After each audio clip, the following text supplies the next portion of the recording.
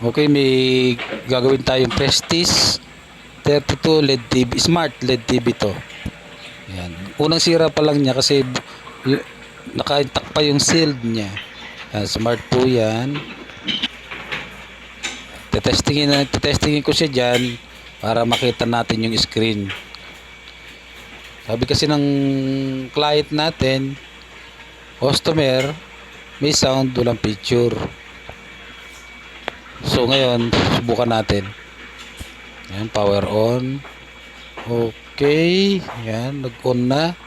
May backlight. Yan, ganyan siya guys, may backlight. Kaso walang picture nga siya. Ayan, tinatap ko yung screen niya, wala talaga siya. Madalas to sa mga China na TV na mga ganitong mga sira. Madalas to mga ganitong issue. Na binuksan ko na siya.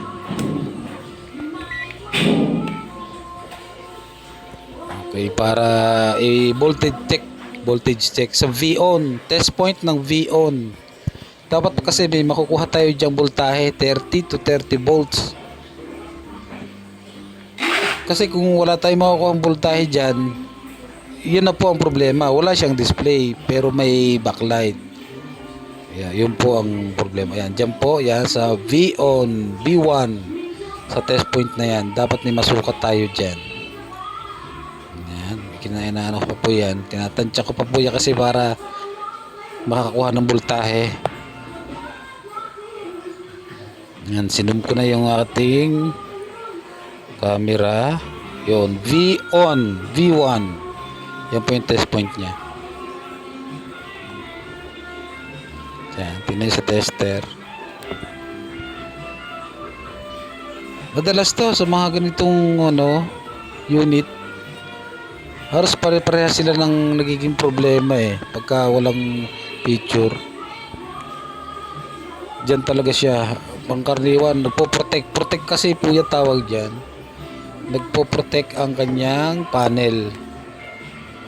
Kaya wala siyang voltahe kasi may leak sa clock signal. Ayan, okay. Standby. Standby na yung ating unit. Tapos mag-aabang tayo ng test probe. Yan, mag-aabang tayo dyan. Titignan natin ng voltahe. Tignan natin. Tingnan guys yung tester ha. Pag inon ko yan, anong mangyayari sa ating voltahe. Standby lang po muna. Tingnan lang natin. Ganyan lang guys. Pag kayo magagawa ng sariling TV, yung TV nyo. Pero mag-iingat kayo ha, kasi kuryente po yan hawakan ninyo, ginagawa nyo. Mag-iingat po kayo, mag-iingat. O yan, nakaabang na aking test probe sa test point. Yan, tingnan natin sa tester. I-on natin ang unit. Tingnan natin kung may voltahe siya, kung ano. Yun, may 4.5 volt DC. Meron po siyang voltahe. Ibig sabihin po niyan, buo yung ating DC-DC IC. Kaya ang method po dyan, cutting. Ayan na po, kinaskas ko na yung kanyang mga clock signal. Ayan. CKB1, CKBB1, CKB2, CKBB2. Yan po mga signal niya. Yan po sa kabila po, wala akong nakitang problema dyan. Kaya malinis po yan, malinis po. Kaya malinis po yung ating test point dyan. Yung apat na po yan, yan pong apat na yan, clock signal na yan, kaduktong po yan sa kabila. Doon sa kabila, kaduktong po yan. Kapag ganun nyo po, pag tinester nyo, buzzer test, yan. Kailangan nyo po yan ikat lahat. Pero yung sa side ko, kinat ko muna dyan yung pangalawang clock at saka yung panghuli. Yan yung pangalawang clock na yan. Tinuturo ko po, yan yung pangalawang clock na yan muna ang kinat ko, tapos yung dulo. Yan po muna ang aking kinat dyan. Okay?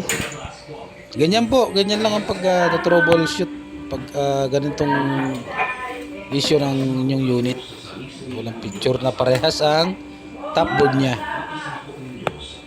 Yan, tetesterin ko na po kung may lalabas ng voltahe doon sa V-on. Kasi nakating ko na po yung dalawang clock signal eh. Habang tayo sa V1 uli.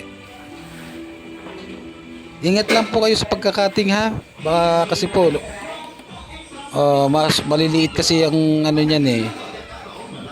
Mag-ingat lang po kayo.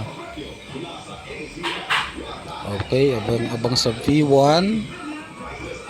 Dapat nakat na natin, dapat may makukuha na tayong voltahe dyan eh. 30 to 32 volts. Okay. Yan, tingnan po natin sa tester kung meron na. Ayun, at meron na po tayong 32 volts. Okay na po.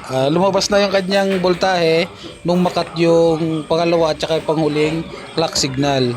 Sa kaliwa po pag nakataob ang TV.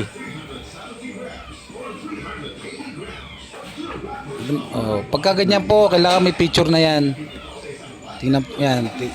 Inangat ko na po yung screen yan. Chinek ko kung may picture na siya. Ayun, at meron na po tayong picture. Walang guhit. Yan. Mukhang nagtagumpay po sa pagkating.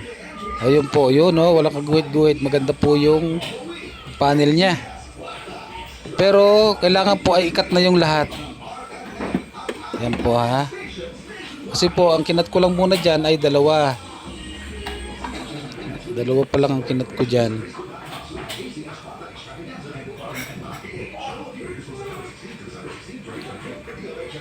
Yan, pakikita ko po sa inyo kung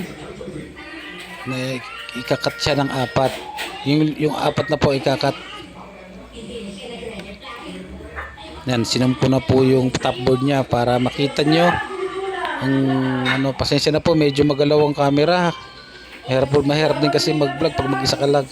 Hawak-hawak mo siya. Yan po, yung pangalawa at saka yung panghuli. Yan po una kong kinat, kaya lumabas ang voltahe. Ayan po ha. Pero kailangan po na niya, pag lumabas na po ang voltahe, yan na po, kailangan nyo pong ikat lahat. Yan tulad po niyan. Kinat ko na po siya lahat. Bakit? Bakit po kailangan siya ikat lahat? Para magtagal po yung ating panel. Kasi pag hindi po kinat lahat yan, katagalan po, kagagamit, magkakalik na rin yung kanyang mga katabi. May leak na rin siya, kaya kailangan ikat na siyang lahat. Para tumagal ang buhay ng panel natin. Tapos lalagyan po yan ng ng 1K resistor. Sa baba po ng flex ha, sa baba ng flex ang lagay ng resistor, hindi doon sa taas, hindi doon sa mga test point na yon ha. Tapos i-connect po yun sa ground, yung resistor na 1K. Ayun po, nag-connect na ako tapos testing na. Yan, ite-testing na po natin kung maganda yung picture, walang guhit, walang magaspang na picture. Yan, testing na po. Ayun, at may picture po tayong Prestige. Ganda po niya. Wala siyang kaguhit-guhit. Ayan o po, napakaganda. Okay, Wisdom Share Smart TV po ito na 32 inch. Ayun, at lumabas po yung ating kabuuan ng picture. Ang ganda po ng screen, wala pong guhit. Salamat po.